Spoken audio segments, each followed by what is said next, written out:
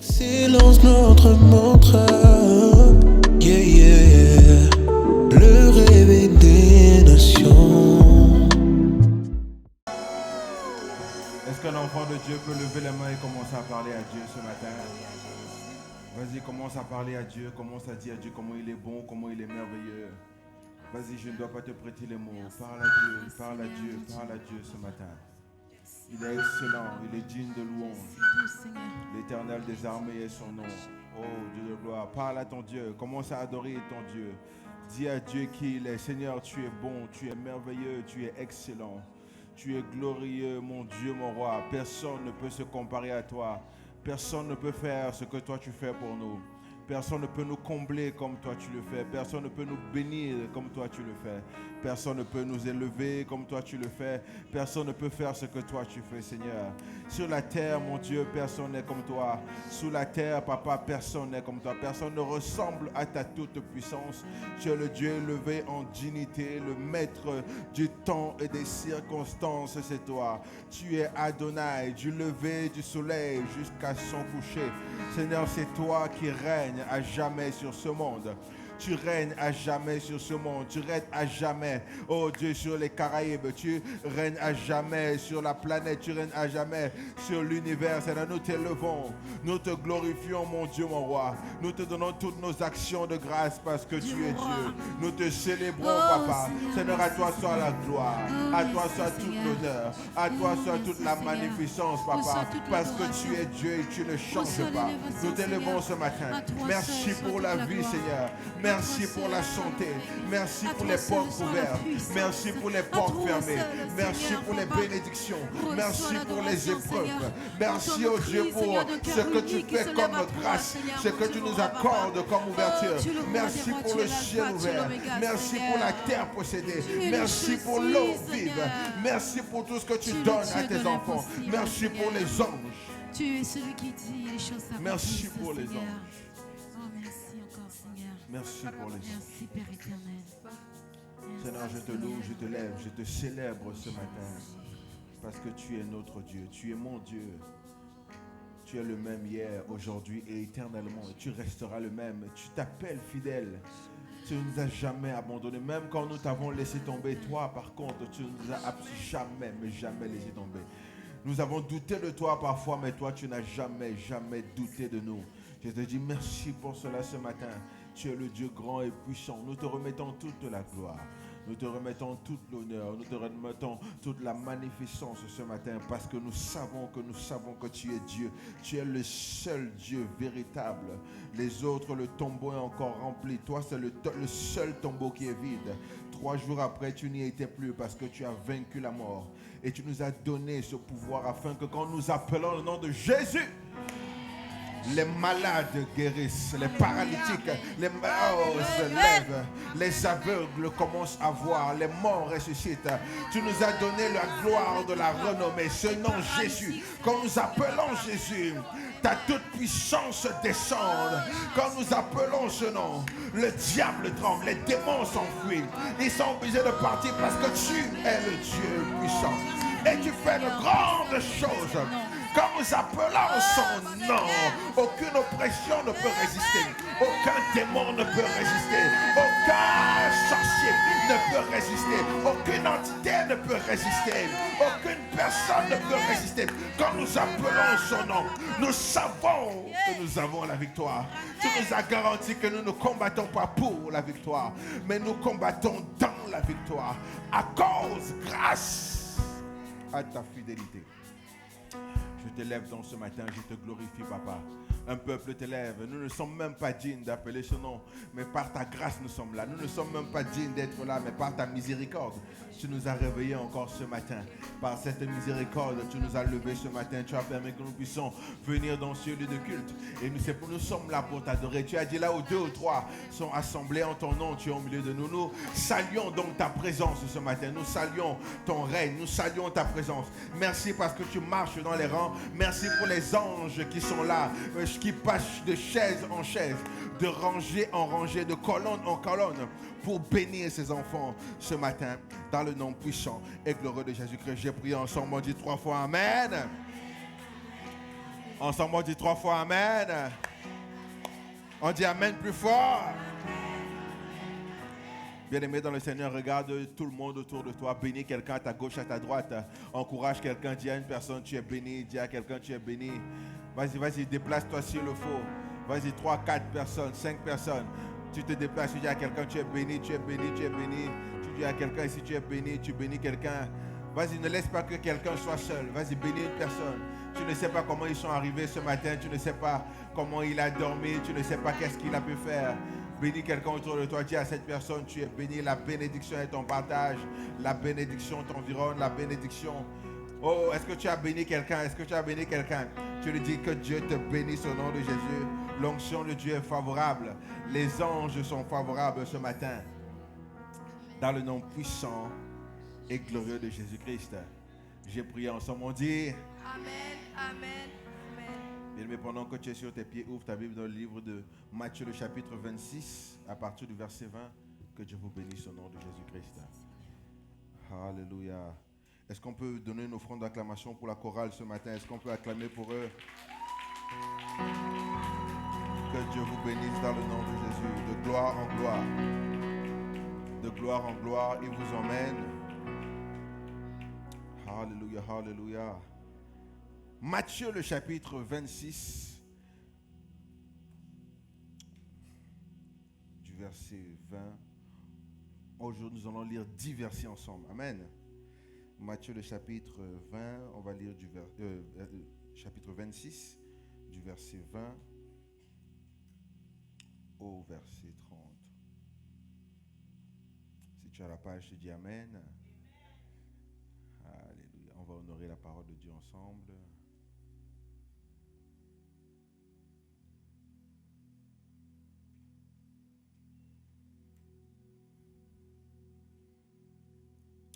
Alléluia, alléluia.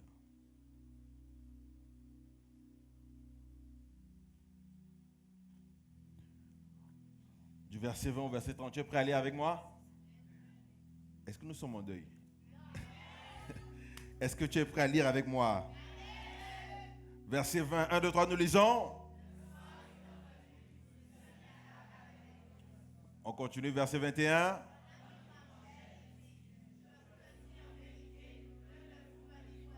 Verset 22.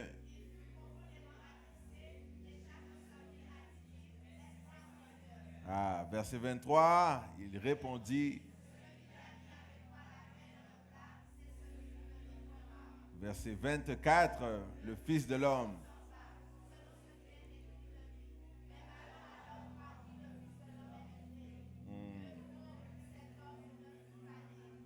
Verset 25.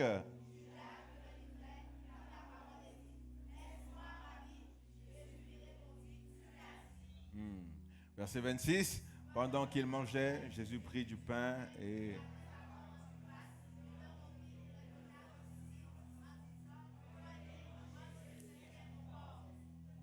Verset 27, il prit ensuite une coupe.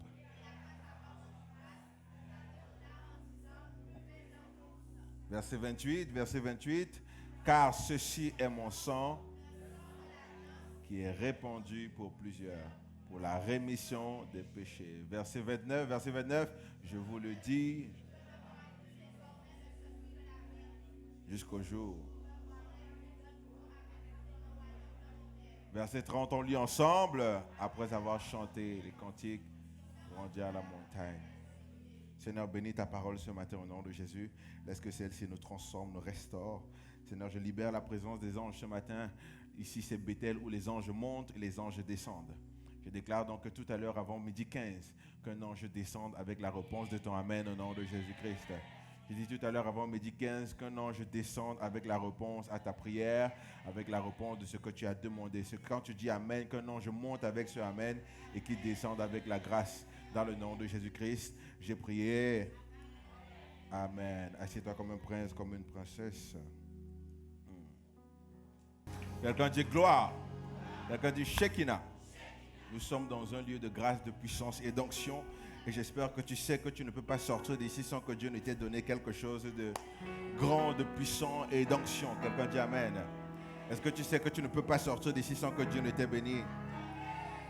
Amen. J'espère qu'il y a des Jacob ce matin où tu ne peux pas partir sans que tu ne m'aies béni.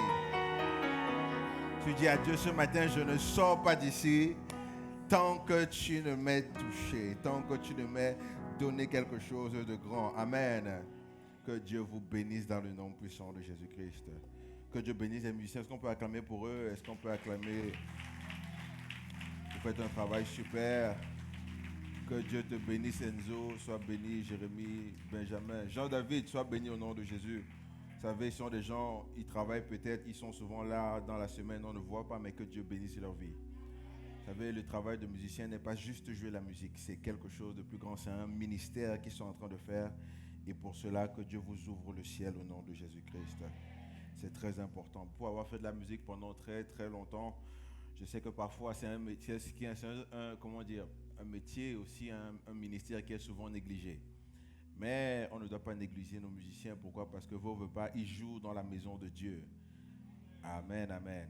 Vous savez, Lucifer, c'était lui le chef d'orchestre du ciel. Donc, il sait comment faire pour célébrer Dieu. Et il a décidé de faire tout ce qu'il doit faire pour que les gens empêcher les gens de célébrer Dieu. Il savait comment célébrer Dieu. Il dirigeait le chef d'orchestre de Dieu quand il était au ciel. Donc aujourd'hui, il fait tout en son possible pour empêcher à ce que les hommes et les femmes célèbrent Dieu par la musique. Mais gloire à Dieu, nous avons compris cette mission et Dieu siège au milieu de la louange et de l'adoration de son peuple. C'est pour ça que Dieu bénisse tous les musiciens dans le nom de Jésus qui servent Dieu d'une manière particulière. Quelqu'un dit gloire. Quelqu'un dit gloire plus fort. Je bénis aussi tous les hommes qui ont fait l'accueil ce matin. Est-ce qu'on peut acclamer pour eux? C'est une première et ce n'est pas la dernière. Amen.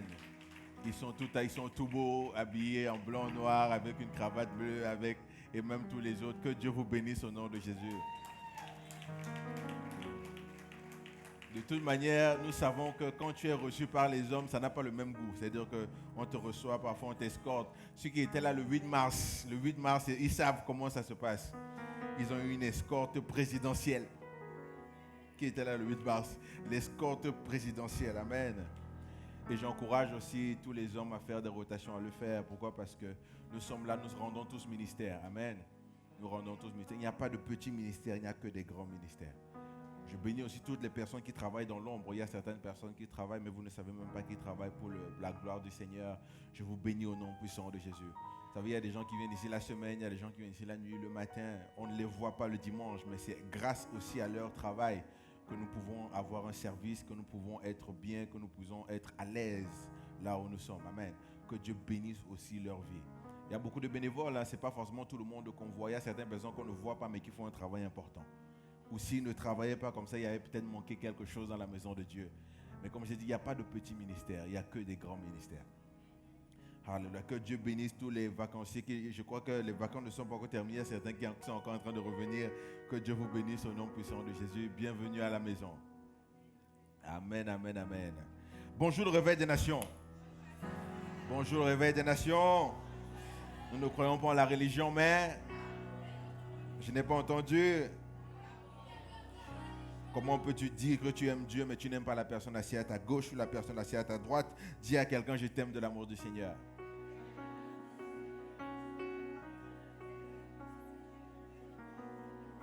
Il y a des gens qui ont chuchoté. Tu as chuchoté.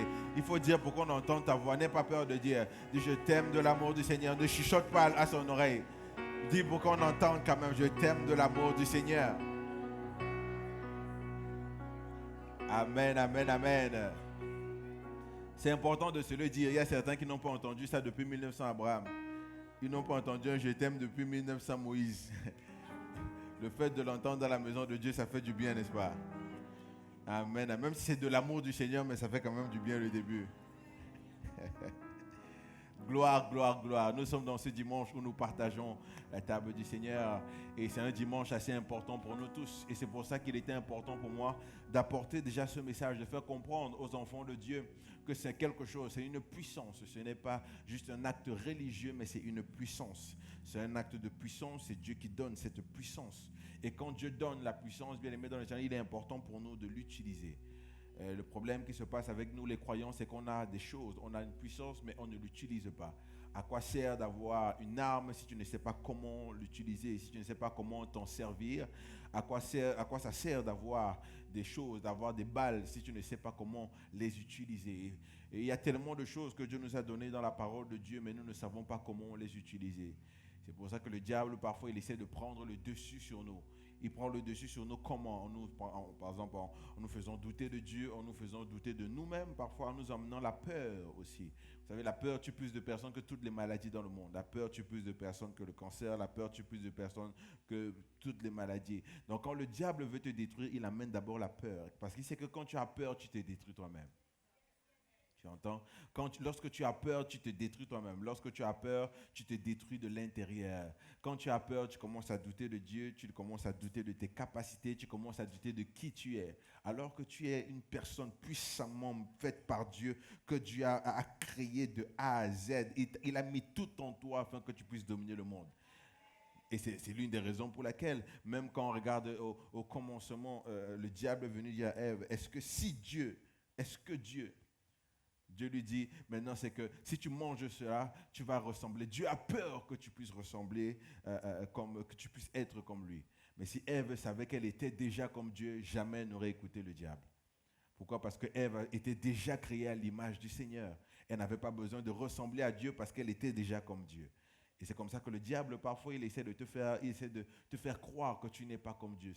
Te faire croire que tu n'as pas ci, que tu n'as pas ça. Pourtant, tu l'as à l'intérieur de toi. Vous savez, chaque personne ici assise, tu es un arbre potentiel. La graine est un arbre potentiel qui a seulement besoin d'un peu de sol, d'un peu de lumière, d'un peu d'eau pour germer. Amen. Une graine, toi tu as une semence que Dieu met et tu as un arbre potentiel. Donc parfois certaines personnes vont te dire oui mais toi tu n'as pas de fruits. Tu dis mais j'ai même pas encore, je suis pas encore rentré dans le sol, j'ai pas encore éclos, je suis pas encore mort, je suis pas encore ressuscité. Il y a tout un processus pour devenir un arbre potentiel. Donc, c'est pour ça, bien-aimé, que tu ne dois jamais... Le problème aussi de notre société, c'est que tu vas comparer ton chapitre 3 avec le chapitre 30 de quelqu'un. Tu compares ton chapitre 3. La plupart du temps, on compare souvent la finalité de la vie des gens. C'est qu'on voit comment ils sont, qu'on se compare alors qu'ils sont déjà dans la finalité de leur bénédiction. Ne compare jamais le chapitre 3 de ton livre avec le chapitre 30 de quelqu'un. Il est au chapitre 30, mais toi, tu n'es qu'au chapitre 3, simplement. Au même chapitre 30, tu seras plus que lui. Amen, amen. Au même chapitre 30, tu seras plus que lui, tu seras plus en avance que lui. C'est pour ça que l'important, c'est de continuer. Et c'est exactement ce que Dieu nous recommande dans la chrétienté. Et c'est pour ça que quand on parle de la table du Seigneur, vous savez, la table du Seigneur, c'est quelque chose qui est tellement fort, quelque chose qui est tellement puissant. C'est quelque chose parfois qui est aussi mal compris dans le monde. Et tout le monde le fait de plusieurs manières. Il y a des gens qui le font, par exemple, tous les jours. Il y a certaines personnes qui le font chaque semaine. Il y a d'autres personnes qui le font une fois par mois. D'autres personnes qui le font une fois tous les 3 mois. Mais l'important, c'est la qualité de la table du Seigneur que tu prends. Et quand tu prends cette table du Seigneur, tu te rappelles et tu actives les grâces qui sont complètement données par cette table du Seigneur. C'est pour ça, bien-aimé dans le Seigneur, tu dois comprendre que même parfois, quand tu le sens, quand inspiré par l'Esprit de Dieu, tu rassembles ta famille pour manger la table du Seigneur. Est-ce que tu m'entends? Tu rassembles la famille, tu dis, nous allons manger la table du Seigneur, inspiré par Dieu. Pourquoi? Parce que c'est quelque chose de fort. Jésus, avant sa crucifixion, il rassemble ses disciples. Il dit à ses disciples, on va se rassembler parce qu'on doit faire quelque chose. Alors vous savez, il y a tellement de doctrines que chacun le fait de la même manière. Par exemple, quand vous allez aller dans une certaine, quelque part, on prend le pain, on prend la coupe et on trempe le pain dans la coupe pour pouvoir manger le pain de... Vous avez déjà vu ça un peu? On trempe le pain à l'intérieur. Par exemple, il y a chez d'autres, dans une autre doctrine, tu mets les mains derrière le dos et tu tends la langue. On te met seulement ça sur la langue comme ça et automatiquement tu as mangé le corps du Christ et tu as bu la coupe. Il y a par exemple chez les méthodistes où il y a un seul verre et toute l'église boit dans le même verre.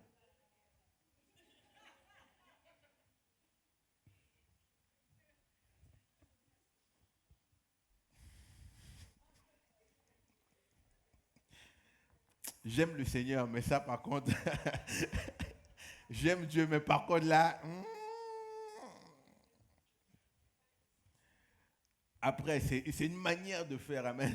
C'est une manière de faire, c'est une manière de manger la table du Seigneur et de boire de son sang. Alors maintenant, ceux qui le croient, que Dieu bénisse leur vie de la manière dont ils le font. Mais l'important, comme je disais, c'est la qualité de la table du Seigneur que tu prends. Quand tu prends cela, tu dois reconnaître exactement pourquoi tu le fais et comment exactement tu dois te comporter après avoir pris la table du Seigneur. Qu'est-ce que tu dois faire? Quels sont les changements que tu dois apporter? Dieu ne veut pas que tu sois parfait. Dieu veut seulement que tu fasses l'effort. Je dis, Dieu ne veut pas que tu sois parfait. Dieu veut seulement que tu fasses l'effort. Dieu ne veut pas que tu sois parfait. Dieu veut seulement que tu fasses l'effort. Dieu veut que tu fasses de ton mieux. Dieu veut que tu fasses. Dieu veut que tu fasses de ton. Dieu veut que tu fasses de ton mieux. Et la table du Seigneur, ça revient à un message que j'ai souvent prêché où la Bible parle du Dieu du souvenir, le Dieu du souvenir. Rappelez-vous, pourquoi prions-nous alors que Dieu sait tout? Parce que Dieu aime le souvenir. Ça, c'est un enseignement que j'avais déjà donné. Pourquoi tu dois prier alors que Dieu est omnipotent, alors que Dieu est omniscient? Simplement parce que Dieu aime le souvenir. Il aime qu'on lui rappelle des choses. La Bible déclare que Dieu dit, il va aller à Sodome et Gomorrhe pour voir si ce qu'ils font est réellement de Dieu ou pas de Dieu. Mais on pourrait se poser la question, mais Dieu est omnipotent, Dieu est omniscient. Pourquoi il a besoin d'aller voir si c'est réellement ça? Parce que Dieu a besoin qu'on lui rappelle. La Bible déclare aussi, quand on dit prie avec moi, Dieu dit prie avec moi, réveille ma mémoire. Est-ce que Dieu n'a pas un esprit d'oubli? Mais Dieu voudrait qu'on puisse réveiller sa mémoire sur certaines choses. Par exemple, Seigneur, voici, j'ai fait ceci, j'ai fait cela, maintenant bénis-moi. Dieu dit à ses enfants, réveille ma mémoire. Et la plupart dans la Bible, quand tu regardes, par exemple, tu lis, que ce soit le Pentateuque ou encore tu lis les livres prophétiques ou les livres historiques, la plupart des choses, des signes que Dieu a donnés, c'était pour se rappeler de quelque chose que les enfants de Dieu avaient fait pour pouvoir les délivrer. Donc en fait, quand tu comprends ça, le principe du souvenir, c'est que tout ce que tu fais, tu sais que Dieu l'écrit et il va s'en rappeler. Tout ce que tu as accompli comme mission, aussi petite qu'elle puisse être, tu sais que Dieu va se souvenir de toi. C'est pour ça, mes bien-aimés dans le Seigneur, que chaque action que tu fais pour Dieu ou bien pour ton frère ou ta soeur, ne le fais jamais pour les gens. Fais-le parce que tu sais que Dieu vient de l'écrire dans un souvenir. Et le jour où tu auras besoin, tu vas dire, Seigneur, regarde ce que j'ai fait. J'ai besoin que tu interviennes. Et Dieu va se rappeler. Effectivement, tu as fait ça. Et maintenant, je te délivre. Est-ce que tu me suis? Donne-moi. Je vais à l'essentiel. Écoute-moi bien, ne sois pas distrait. Écoute pour que nous puissions arriver quelque part. Tout ce que Dieu dit, la plupart des signes que Dieu donne dans la Bible, c'était pour qu'ils puissent se souvenir. Regardez même le peuple d'Israël. La Bible déclare qu'il y avait une promesse. Il y avait une promesse qui avait été dit que le peuple d'Israël allait sortir après 400 ans. Mais c'est à la 430e année. Qu'est-ce qui a fait en sorte que Dieu délivre le peuple d'Israël? C'est parce que la Bible dit, le cri qu'ils ont posé à Dieu. Oh, vous connaissez la puissance, ceux qui étaient là au séminaire, la puissance du cri. Quand tu cries à Dieu, la Bible déclare que quand un enfant de Dieu crie à Dieu, Dieu vient le délivrer de toute sa tristesse. Dieu vient délivrer. Où sont les personnes qui crient au Seigneur ce matin? Ah. Quand un enfant de Dieu crie au Seigneur, Dieu vient délivrer cette personne de toutes ses inquiétudes, de toutes ses supplices. Quand ils ont crié, la Bible déclare que Dieu s'est souvenu de l'alliance qu'il a fait avec les pères du peuple d'Israël. Dieu s'est souvenu de l'alliance qu'il a fait avec Abraham, qu'il a fait avec des gens. Donc en fait, pour qu'ils soient délivrés, il fallait que Dieu se souvienne de l'alliance qu'il avait fait. Ce n'est pas parce que Dieu avait oublié, ce n'est pas parce que Dieu a un esprit d'oubli, c'est parce que dans les principes du Seigneur, il y a certaines bénédictions que Dieu ne t'accorde que si tu réveilles sa mémoire. Il y a certaines bénédictions que Dieu ne va que te donner seulement et seulement si tu réveilles sa mémoire. Seulement si tu réveilles le fait que Seigneur, j'ai fait ceci. Seigneur, n'oublie pas, j'ai une alliance avec toi. N'oublie pas l'alliance que j'ai avec toi. Et comme j'ai ta alliance là, tu ne peux pas me laisser là. Bien, mais c'est pour ça que même quand tu sers dans une communauté, tu as le droit de rappeler à Dieu l'alliance de ton église. En tant que Seigneur, nous avons une alliance. Cette alliance-là parle aussi pour moi. Comme j'ai une alliance ici, Seigneur, bénis-moi ici.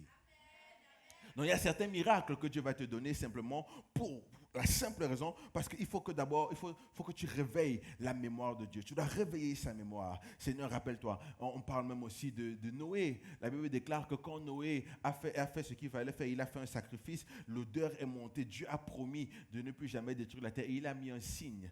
Et la Bible déclare, l'arc-en-ciel était le signe pour que Dieu, à chaque fois qu'il y a un arc-en-ciel, Dieu se souvient qu'il ne va plus jamais détruire la terre. Donc, en fait, la seule raison pour laquelle Dieu n'a pas encore détruit la terre aujourd'hui, c'est simplement parce que quand on voit l'arc-en-ciel là, on dit que non, tu t'es souvenu. Tu voulais peut-être détruire la terre là, mais tu t'es souvenu que non, tu ne peux plus faire ça parce que Dieu a placé sa parole au-dessus de lui. Il ne peut pas transgresser sa parole. Donc, les signes qu'il y avait, c'est le souvenir de Dieu. Bien aimé, chaque chose que tu fais, chaque action que tu portes, même dans la maison de Dieu, chaque don, que peu importe ce que tu fais, chaque sacrifice, chaque autel que tu fais, rappelle-toi toujours à un moment donné, quand tu sens que tu n'as plus de force, réveille le souvenir de Dieu, tu dis Seigneur, voici ce que j'ai fait hier. Ça, c'est un principe biblique. Et c'est un principe qui active un certain type de bénédiction dans ta vie. Quand tu réveilles, s'il n'avait pas crié, bien aimé, si Dieu ne s'était pas souvenu de l'alliance d'Abraham, c'est que jusqu'à aujourd'hui, le peuple d'Israël serait encore en captivité. Mais parce que Dieu s'est souvenu de son alliance. Que Dieu se souvienne de l'alliance de cette église et qu'il vienne te délivrer au nom de Jésus-Christ. Il dit que Dieu se souvienne de l'alliance que tu as, de Bethel que tu as, et qu'il vienne à ton secours au nom puissant de Jésus. Je dis que Dieu se souvienne de cette alliance et qu'il vienne. Et voilà donc la même parole quand nous arrivons maintenant dans la table du Seigneur. La Bible dit, Jésus a dit, faites ceci en mémoire. Donc à chaque fois que tu prends la table du Seigneur, tu es en train de rappeler quelque chose à Dieu. Tu rappelles à Dieu ses promesses en disant que comme il a promis quelque chose, il a dit celui qui mange de mon corps et celui qui boit de mon sang a la vie éternelle, pas aura la vie, a la vie. Donc quand tu manges à la table du Seigneur, automatiquement tu rappelles à Dieu qu'il a dit, il a promis qu'il te donnera la vie. Donc par conséquent, ce matin, il y a la mort qui devient la vie parce qu'on a rappelé, quand tu prendras la table du Seigneur tout à l'heure, que la mort qui était dans ta vie revienne à la vie dans le nom de Jésus. Que ce qui était mort revienne à... Je dis que ce qui était mort revienne à la vie. Pourquoi? Parce que c'est le souvenir de Dieu. Dieu se souvient de quelque chose. Il se souvient de son alliance qu'il a faite. Et c'est pour ça qu'on parle donc du Dieu du souvenir. Vous savez, la Bible a ses principes. Vous savez, et c'est important. Aujourd'hui, le monde ne marche que par des principes. Si tu ne connais pas les principes, c'est clair que tu vas toujours être en arrière. Le monde fonctionne par les principes. Si tu connais les principes bibliques, tu vas être en avance sur tous les autres. Vous savez, les gens qui sont en avance, qui fonctionnent, qui vont vite dans le corps de Christ, ce ne sont pas ceux qui parlent fort, c'est ceux qui connaissent les principes. Ce n'est pas ceux qui font beaucoup de zèle, c'est ceux qui connaissent les principes. Quand tu connais les principes, tu actives certaines choses que les autres n'ont pas. Et ça, c'est un principe. Il y a plusieurs principes. La Bible, c'est par rapport aux lois et aux principes. Quand tu connais les principes, tu actives les bénédictions de Dieu. Quand tu ne connais pas les principes, tu peux jeûner pendant au moins 365 jours. Mais en fait, ça va prendre plus de temps que prévu. Mais quelqu'un qui connaît les principes, quelqu'un qui connaît le principe, par exemple, de la semence et de la moisson, c'est qu'il sait que quand tu as un noyau, tu vas mettre dans le sol. Et quand tu mets ça dans le sol, par exemple, un noyau d'avocat, il connaît le principe, il va arroser un peu. Il est beaucoup plus en avance. Il est au moins 10 ans en avance que celui qui fait, il a la semence et il commence à jeûner. Seigneur, fais produire la semence, mais la semence est dans ses mains. Est-ce que vous comprenez? Tu as la semence dans tes mains, c'est-à-dire que tu as un noyau d'avocat dans tes mains et toi tu commences à dire, Seigneur,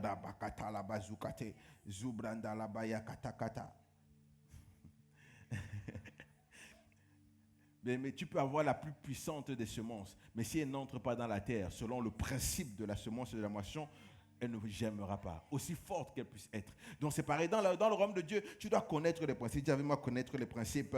Dis à ton voisin, tu dois connaître les principes. Dis à quelqu'un d'autre, tu dois connaître les principes. Amen, amen, amen. Alors, voici un principe important donc, le principe de la table du Seigneur. Le principe de la table du Seigneur. Alors, quand on parle du principe de la table du Seigneur, alors il faut revenir plutôt. Comment elle a été instaurée? C'était un jeudi où Jésus sait qu'il va être crucifié le vendredi. Parce que vous devez comprendre que la crucifixion de Jésus n'a pas eu un procès équitable. Il n'a pas eu un procès équitable. Dans la plupart du temps, les procès peuvent durer longtemps, peuvent durer des semaines et des semaines. Mais Jésus, en une semaine, on avait déjà fait son procès, et donc ça veut dire que depuis le lundi on avait comploté, et le vendredi il était déjà crucifié. Est-ce que vous me suivez? Dans le lundi, il était déjà le complot. Et d'ailleurs, même les sacrificateurs, c'était illégal ce qu'ils ont fait. Ils sont allés voir, c'est dans la nuit qu'ils ont fait les complots, alors que les réunions de nuit étaient interdites. Il fallait que ce soit fait au grand jour. Dans la nuit, ils commencent à comploter contre lui. Et le vendredi, déjà, donc, la veille de son exécution, le jeudi, ce qui se passe, c'est que le jeudi, donc, Jésus rassemble ses disciples. Il dit à ses disciples, venez, nous allons aller dans la chambre haute. Et Jésus a 2 conversations avec eux. 2 conversations. La première conversation que Jésus avait eue, c'est que venez, nous allons partager la table du Seigneur. Parce que celui qui mange de mon corps et celui qui boit de mon sang a la vie. La deuxième conversation que Jésus avait eue, c'est que quelqu'un va me trahir. Imagine un peu quand on t'appelle que dans une certaine réunion, quand vous finissez de manger, quelqu'un dit maintenant, quelqu'un va me trahir. C'est un peu ambigu, mais la salle est devenue froide. La chambre haute est devenue froide. Pourquoi? Parce que c'était compliqué. On ne comprenait pas qu'est-ce que Dieu voulait, qu'est-ce que Jésus voulait dire par là. Donc il dit non, on va seulement manger du pain, mais quelqu'un va me trahir. Ce qui se passe, c'est quand nous lisons la parole de Dieu, quand tu lis par exemple le verset qu'on a lu là, nous on connaît qui a trahi Jésus, mais dans ce temps-là, personne ne savait qui allait trahir Jésus. Donc en fait, l'auteur, quand il écrit ce passage, il écrit en fonction, en se disant en nous donnant des indices de la personne qui a trahi Jésus. Par exemple, c'est un peu chaud, c'est un peu choquant, parce que Jésus sait que Judas va le trahir, mais Jésus invite Judas quand même à sa table. Bien, mais reste concentré parce que j'aimerais un peu choquer ta manière de penser. Je crois que là, j'aimerais te faire réfléchir. Il faut que tu réfléchisses ce matin. Peu importe si tu es spirituel, tu as chaud ce matin parce que tu vas un peu réfléchir. Jésus sait que c'est Judas qui va le trahir, mais Jésus invite quand même Judas à sa table. Et c'est souvent chaud parce que parfois, c'est bizarre comment une erreur que tu peux commettre te suit pendant toute la vie. Voici une erreur qu'un disciple a commise pendant toutes ces années, pendant plusieurs milliers d'années. À chaque fois, dans certaines Bibles, quand tu lis le nom Judas, entre parenthèses, celui qui trahit Jésus. Tu lis encore Judas, celui qui... Comment le nom d'une personne peut devenir un moment de tristesse? Comment le nom d'une personne, à cause d'une erreur, peut devenir quelque chose de tellement bizarre? Donc, même aujourd'hui, personne, même que tu sois croyant ou que tu ne sois pas croyant, même un athée ne peut pas nommer son enfant Judas. Même quelqu'un qui dit qu'il ne croit pas en Dieu ne peut pas nommer son enfant Judas à cause de la connotation négative que ça a depuis de nombreuses années. Donc regardez comment l'erreur d'une personne peut le suivre pendant toute sa vie. Mais bien aimé, je prie que la table du Seigneur puisse délivrer les erreurs de ton nom. S'il y avait ton nom, des erreurs sur ton nom qui te poursuivaient pendant autant de temps, que la table du Seigneur vienne délivrer cela. Que la table... Que la table du Seigneur vienne chanter. C'est pour ça que dimanche prochain, je prêche sur la partie de « Oh Seigneur, change mon nom ». Mon Dieu, mon roi, ce sera extraordinaire. Le dimanche d'après, je prêche « Seigneur, change mon nom ». La partie de où nous voulons que Dieu continue de changer nos noms. Parce qu'à partir de la table du Seigneur ce matin, les erreurs liées à ton nom, que Dieu purifie cela au nom de Jésus. Parce qu'il y a certaines choses qui te poursuivent seulement par rapport à ton nom. Il y a certaines personnes, quand ils entendent ton nom, à la place d'imaginer la meilleure personne que tu es devenue, ils imaginent la pire personne que tu étais. Malheureusement, il y a certaines personnes, quand ils entendent ton nom, à la place de commencer à regarder la personne que tu es devenue, la personne qui a changé, dans leur tête, ils imaginent la personne que tu étais. Pas seulement dehors, même dans l'église. Quand tu attends certaines personnes, tu essaies d'imaginer. À la place de voir les efforts que ton frère et ta soeur parfois fait, quand tu entends son nom, tu penses à tout ce qu'elle a fait de mal. Non, dans l'église, on doit faire ce changement. Quand tu entends le nom d'un frère, d'une soeur, réfléchis à comment sa vie est en train d'être meilleure. Réfléchis au combat qu'il est en train de vivre. Réfléchis à comment Dieu est en train de transformer sa vie. Comment Dieu est en train de changer sa manière de penser. Alors, maintenant, dans cette table du Seigneur, Jésus sait que Judas va le trahir, mais il invite Judas à la table. Judas ne sait pas encore, dans la mesure où personne d'autre ne sait, les disciples ne savent pas. Jésus, lui, il est au courant de cela, mais il invite quand même Judas à la table du Seigneur. Ça veut dire que la table du Seigneur, c'est une grâce qui est mise. Nous sommes ici à la table du Seigneur où peu importe ce que tu as fait, peu importe ce que tu penses avoir fait, peu importe ce que tu penses avoir dit, peu importe les actions que tu penses avoir fait dans le passé, même hier, les actions que tu as fait hier, laisse-moi te dire que nous sommes à la table de la grâce ce matin où Dieu peut te donner donner encore une seconde chance afin de pouvoir changer. Dieu voudrait te dire, la table du Seigneur ce matin, c'est pour que tu puisses restaurer encore ton âme et ta vie. Et ce message ne concerne pas ton voisin, ce message te concerne toi personnellement, pour que tu puisses changer. Ne regarde pas ce que le voisin peut faire ou ce qu'il a fait de pire. Ça te concerne toi. Ça te concerne toi. C'est pour ça que ne touche pas ton voisin, touche-toi toi-même. Dis à toi-même, je dois changer.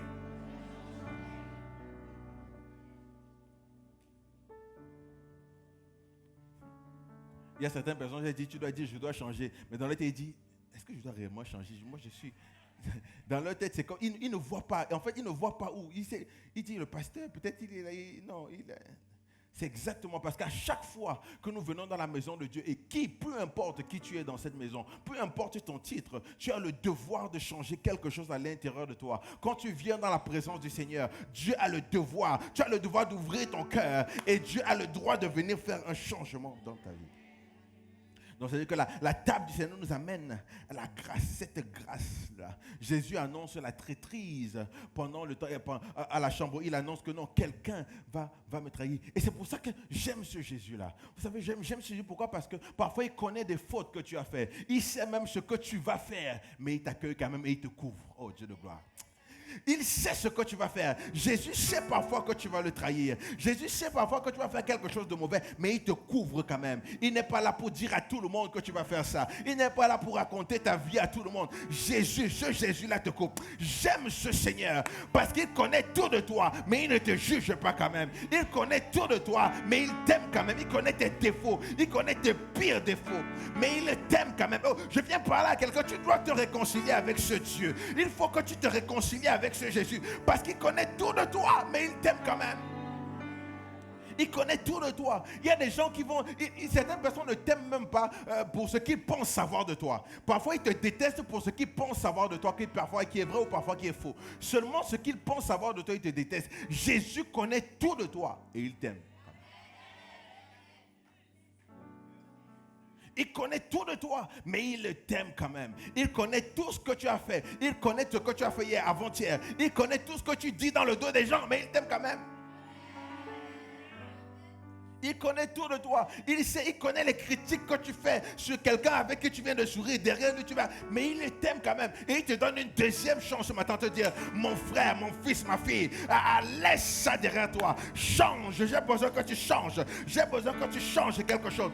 Et j'apporte la table du Seigneur pour que tu puisses avoir une seconde chance. Je vais mettre la vie dans ton corps, la vie dans ton âme, la vie dans ton esprit.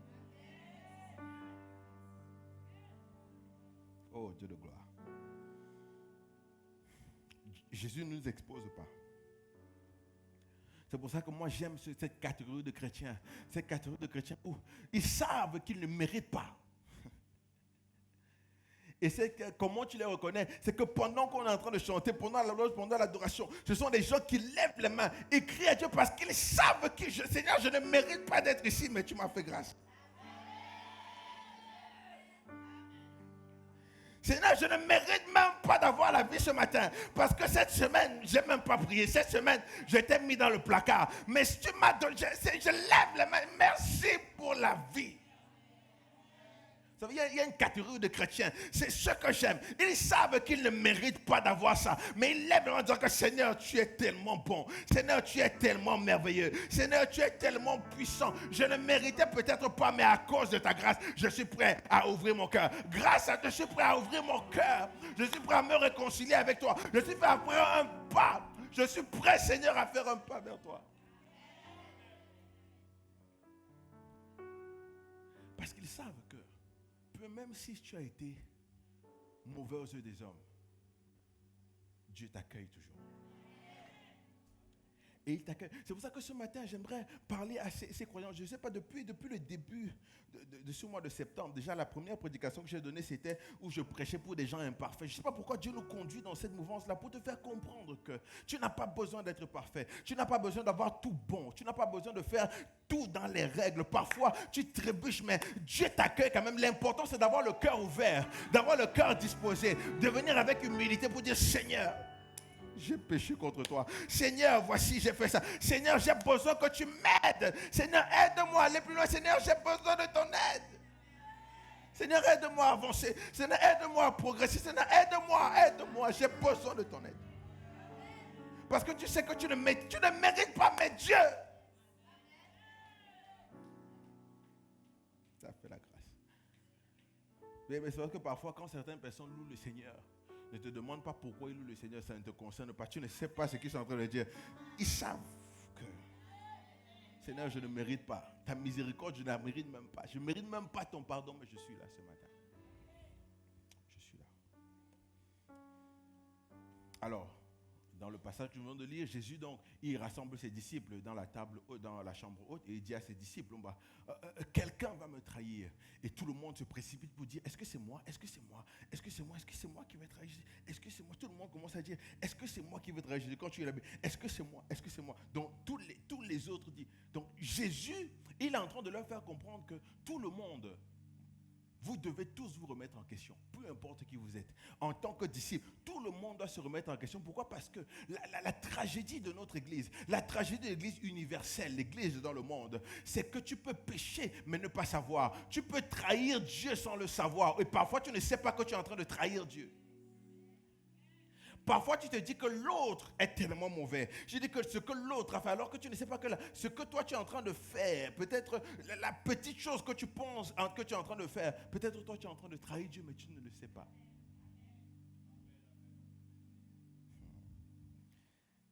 Mon Dieu.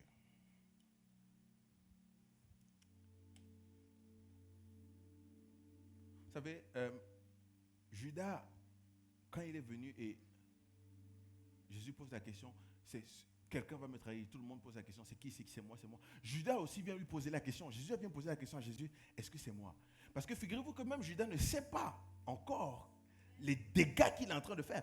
Il n'est pas conscient. Donc en fait, Judas est en train de trahir Jésus, mais il ne le sait pas encore. On avance.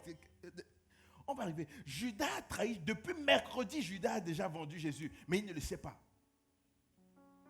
Je t'explique pourquoi il ne le sait pas. Vous savez, Judas n'est pas comme les autres disciples. Judas n'est pas comme les autres. Les autres disciples venaient, oui, Pierre qui était là, Matthieu, collecteur aussi d'impôts, au même titre que Zachée. Judas n'est pas pareil que les autres. Judas venait d'une région à côté qui était déjà en révolution. Donc, en fait, dans les tripes de Judas, il veut la révolution. Donc, il est contre le régime en place. Il est contre l'oppression romaine. Donc, il était dans sa tête. Et toute sa famille, c'était impossible pour lui de s'allier avec les Romains. Pourquoi? Parce que toute sa famille était déjà contre. Il ne vient pas du même titre que les autres. Les autres venaient de plusieurs villes. Judas vient d'une ville révolutionnaire, une ville de révolution. Mais en fait, dans la base, c'est pour ça que j'ai dit vendredi, que le but de Judas, dans un premier temps, quand il a signé avec Jésus, ce n'était pas forcément de le trahir. Judas a signé avec un bon cœur parce que Judas voulait la révolution. Est-ce que tu m'écoutes? Il voulait la révolution. Il voulait que les choses changent. Il voulait que Jésus montre sa puissance. Donc son cœur était pur au départ. C'est que bien, mais parfois tu peux venir, tu peux accepter Christ comme Seigneur et Sauveur. Tu peux venir dans une communauté comme celle-ci. Ton cœur est pur au départ. Mais ne laisse pas que ton cœur soit détourné au fur et à mesure. Judas, une des erreurs qu'il a fait, c'est qu'il était avec Jésus, en même temps il était avec les pharisiens. À un moment donné dans la vie de tous les jours, tu dois faire un choix. La loyauté, c'est le choix. Tu ne peux pas être joué sur les deux tableaux. Tu ne peux pas être avec quelqu'un et être avec l'autre personne. Parfois, à un moment donné, mettre un pied dedans, un pied dehors, ça va te tuer. À un moment donné, il faut que tu fasses un choix.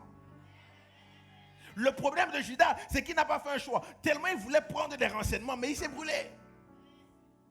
Parce qu'en même temps, il était avec Jésus, en même temps, il traînait avec les personnes qui blasphémaient Jésus. En même temps, il était avec Jésus, en même temps, il traînait avec les personnes qui parlaient mal de Jésus, qui complotaient contre lui. Donc, être sur les deux tableaux, parfois, tu peux trahir Jésus sans le savoir. Alors que le but de Judas au départ, ce n'était pas de trahir Jésus. Il est venu pour une révolution. Judas est venu pour la révolution parce que de part de sa famille et de son peuple, ils étaient contre l'oppression en place, contre le régime en place. Ils étaient complètement contre le régime en place. Mais le voilà maintenant qui se passe en train de trahir Jésus. Oh, Dieu de gloire. Parfois tu peux être en train de trahir Jésus, mais tu ne le sais pas. Donc bien-aimé, à un moment donné, ce matin, Dieu te demande d'arrêter de jouer sur les deux tableaux. Il faut que tu fasses un choix de loyauté. Un choix de loyauté par rapport à Dieu. Un choix de loyauté par rapport aux gens. La loyauté stipule qu'il y a certaines personnes que tu vas tourner le dos. Et c'est totalement vrai, c'est normal. À un moment donné, tu ne peux pas jouer sur les deux tableaux. Tu ne peux pas jouer parce que tu vas te brûler à un moment donné. Tu vas te brûler à un moment donné. Alors que ce n'est pas ton intention. Alors que ton intention première n'était pas forcément de le faire. Mais seulement au fur et à mesure, les semences qui germent à l'intérieur de toi, même parfois tes actions. Et c'est pour ça donc, regardez, Judas a vendu Jésus, mais ce n'était pas forcément sur le fait de, parce que Judas marche avec Jésus. Écoutez-moi bien. J'ai un message que je prête, la relation entre Judas et Jésus. C'est tout un enseignement parfois pour expliquer la manière de penser de Judas, comment il pensait. Judas, il a vu Jésus s'échapper de l'armée pendant longtemps. Pendant tout son mandat, pendant tout le temps que Judas était avec Jésus, pendant tous les 3 ans de ministère, Judas voit comment Jésus échappe à l'armée. À chaque fois qu'on vient arrêter Jésus, Jésus bifurque. À chaque fois. Donc à un moment donné, on dit que Jésus a un petit Pérou.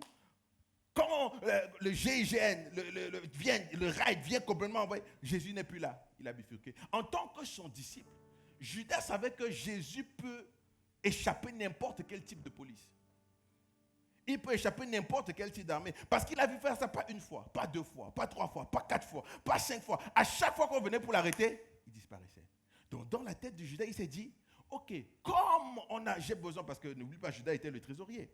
Et Judas se dit donc, comme on a besoin de l'argent dans le ministère, je vais aller passer un pacte et l'argent que je vais prendre là-bas, je vais venir donner ça pour l'avancement. Regardez comment Judas pensait. L'argent que je vais prendre, je vais venir donner ça pour le ministère de Jésus. Mais ne sachant pas que l'argent qui est pris, tu ne peux pas jouer sur les deux tableaux. Donc en fait, l'intention de Judas au début n'était pas seulement de crucifier, de vendre Jésus. Il prenait cet argent pour. C'est pour ça que bien aimé, le pire dans tout ça, c'est que quand Judas, Dieu a pardonné Judas, mais Judas lui-même n'a pas accepté le pardon, il allait remettre l'argent. Pourquoi? Parce que l'intention première n'était pas de prendre l'argent pour lui.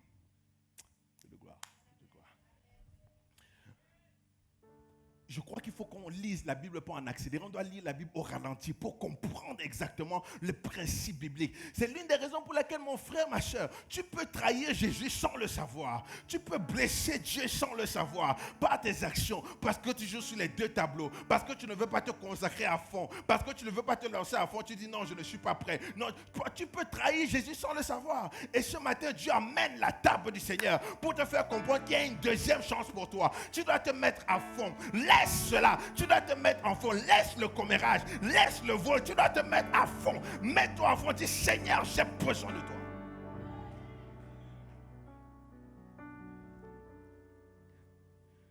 Dieu m'avait déjà dit que ça allait être un message de silencieux ce matin, ça, sans comment la piqûre là, ça passe. Hein. Il est important que tu puisses le faire. Et c'est pour ça, mon bien-aimé, donc Dieu dit, Jésus vient et dit, bon, quelqu'un donc va me trahir. Tout le monde dit, est-ce que c'est moi, est-ce que c'est moi, est-ce que c'est moi? Jésus dit, celui qui mettra la main, celui qui va mettre la main pour prendre le pain, c'est lui qui me trahira. Mais la vérité, c'est que tout le monde devait mettre la main dans le pain. Donc en fait, tout le monde pouvait trahir Jésus. En fait, pauvre, tu ne peux pas manger par télépathie. Donc tout le monde devait mettre la main dans le panier. Jésus dit, celui qui mettra la main. J'aime beaucoup Jésus parce qu'il parle souvent en parabole. Parfois, il parle en parabole, mais tu te rends compte que c'est de toi qu'il est en train de parler. Tu fais que réaliser que c'est de toi qu'il est en train de parler. Amen. Celui qui mettra la main dans le panier. Et à un moment donné, quand Judas vient dire, est-ce que c'est moi? Jésus lui répond, tu l'as dit. À partir de ce verset, tout le monde sait qui a trahi Jésus. À partir de ce verset, tout le monde sait qui a trahi Jésus. Tous les disciples savent qui a trahi Jésus parce que tout le monde a mis la main. Mais quand Judas a mis la main, il a dit, est-ce que c'est moi? Jésus a dit, tu l'as dit. Là où c'est fort et là où c'est puissant, comme je le disais encore un peu vendredi, ce qui est fort dans ça, c'est que tout le monde sait que Judas vient de trahir Jésus, mais personne ne le chasse. personne ne le rejette. Personne ne le met à côté. Parce qu'on se rend compte que malgré que Judas vient de trahir Jésus, il a besoin de la grâce. Bien aimé. Personne ne le chasse. Pierre même qui est un colérique, Pierre qui pouvait décapiter sa tête, seulement parce qu'une seule personne a seulement manqué de respect à Jésus, il a coupé son oreille. Imagine dans la trahison, Pierre pouvait le décapiter. Mais Pierre lui-même, il était ému de compassion. Tous les autres ici, Matthieu avait autant d'influence pour pouvoir mettre Judas en prison. Pour lui dire, à partir de maintenant, tu ne vas plus jamais travailler nulle part. Mais Matthieu lui-même, ému de compassion. Mais j'aimerais que cet amour-là puisse prendre la vie de l'église ce matin, où tu sais que peu importe la personne que tu penses avoir trahi, que ce soit, cette personne a besoin de la grâce. Elle a besoin de la grâce, elle a besoin d'être aidée, elle a besoin de ton amour, elle a besoin de ton soutien. Voilà Judas qui a trahi Jésus, mais personne ne le chasse, personne ne le rejette, personne ne le met à côté. Ça, c'est le message pour certaines personnes qui se prêtent, ils ont l'audace de mettre certaines personnes à côté parce qu'ils ont fait quelque chose. Tu n'as pas le droit de le faire. De la même manière, tu n'as pas le droit de juger les gens. Tu n'as pas le droit de juger les gens sur leurs fautes. Tu as seulement le devoir de prier pour eux ou de les aider. Et si tu ne peux pas faire un des deux, tu restes tranquille. Soit tu pries pour la personne, soit tu aides la personne. Si tu ne peux rien faire de toutes ces deux choses-là, tu restes tranquille. Parce que personne n'a le droit de juger l'autre. Voilà Judas qui a fait. Et personne, oh Dieu de gloire, personne n'a le droit. Tu as le droit de l'aider ou de prier pour lui, sinon tu ne parles pas. Ne juge pas la faute de l'autre. Ne juge pas le péché de l'autre. Nous sommes dans une génération où la plupart des pécheurs jugent d'autres pécheurs pour avoir péché différemment. Comment se fait-il que des pécheurs jugent d'autres pécheurs parce qu'ils ont péché d'une manière différente que toi? C'est pour ça que, bien aimé, je vous ai dit que les spiritus sont mal ce matin. Parce que toi qui as souvent l'air de juger les gens sur leurs péchés, tu vas faire réfléchir à deux fois. Pourquoi? Parce que toi-même d'abord tu es pécheur. Et tu dois demander pardon à Dieu tous les jours. Éphésiens nous dit, tous les jours tu dois te remettre en question. Est-ce que si je meurs aujourd'hui, est-ce que je peux aller au ciel tous les jours? Et la table du Seigneur nous parle de ça. Pour que tu puisses te remettre en question. Remets-toi en question. Pour savoir, est-ce que je trahis Dieu sans le savoir? Est-ce que je suis en train de trahir mon Seigneur sans le savoir? Est-ce que je suis en train de trahir Dieu alors que je ne le sais pas bien? Mais remets-toi en question. Il y a certains croyants qui ont une arrogance spirituelle. J'appelle ça l'arrogance spirituelle. Parce qu'ils pensent qu'ils sont saints, parce qu'ils ne font pas aussi des grosses choses comme les autres. Seigneur, je n'ai pas volé, donc Mais parfois, tu ne peux pas rester sur les deux tableaux. Parfois, tu trahis Dieu parce que tu restes dans l'environnement des gens qui méprisent Dieu. Heureux l'homme qui ne marche pas seul, qui ne s'assied pas en compagnie. Et blablabla, mais qui trouve son plaisir. Je suis venu ce matin pour te faire comprendre, mon bien-aimé, ma bien-aimée, qu'il faut que tu changes. Dis à toi-même, je dois changer. Dis le plus fort, dis je dois changer. Dis encore, je dois changer. Une troisième fois, dis je dois changer.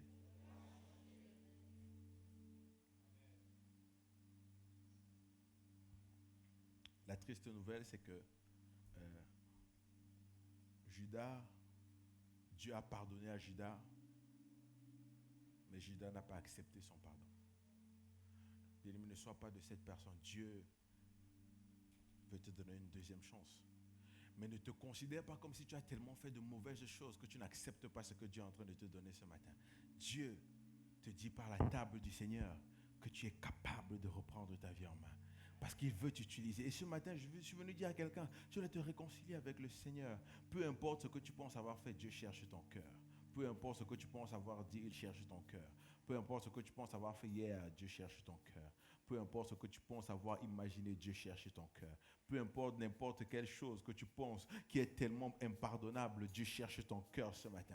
Dieu est en train de chercher ton cœur. Je dis, Dieu cherche ton cœur. Peu importe, je dis, Dieu cherche ton cœur. C'est ton cœur dont il a besoin. Même si tu penses que tu n'es pas pur pour mériter ça, Dieu cherche ton cœur. Tu penses que tu ne mérites pas certaines choses, Dieu cherche ton cœur. Parce que quand Dieu te le donne de cette manière, quand tu ouvres ton cœur, je peux te dire donc là maintenant, le chemin est favorable pour que la bénédiction descende.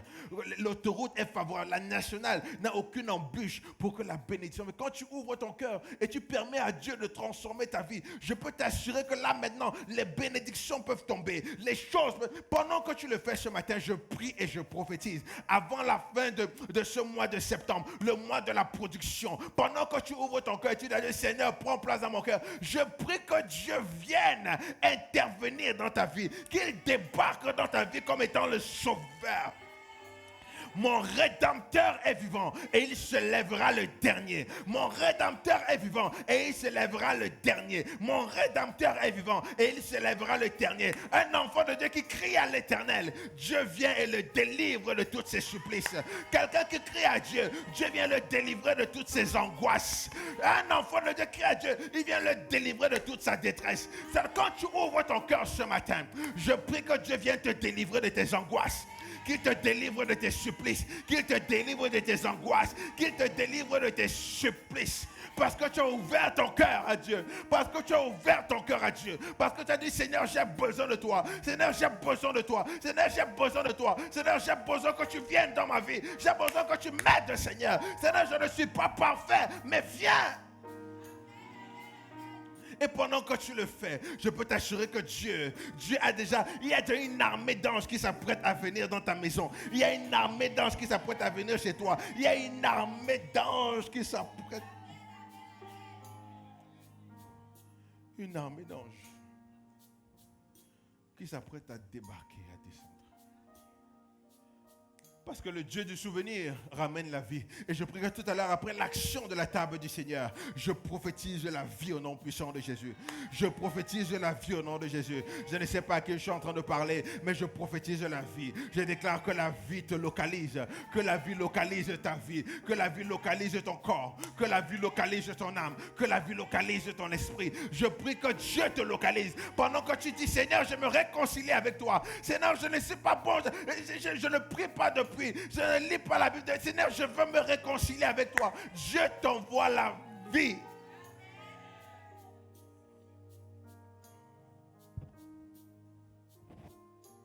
Seigneur, pardonne-moi pour ma bouche. Pardonne-moi parce que je parle. Pardonne-moi parce que je n'ai pas le cœur qu'il faut. Mais Seigneur, je me réconcilie avec toi. Et Dieu ouvre le chemin pour toi pour que la bénédiction descende et que la vie descende. Que tu reçoives la vie. Je prie que tu reçoives la vie ce matin. Je dis, je prie que tu reçoives la vie ce matin. Je prie que tu reçoives la vie ce matin. Je prie que tu reçoives la vie.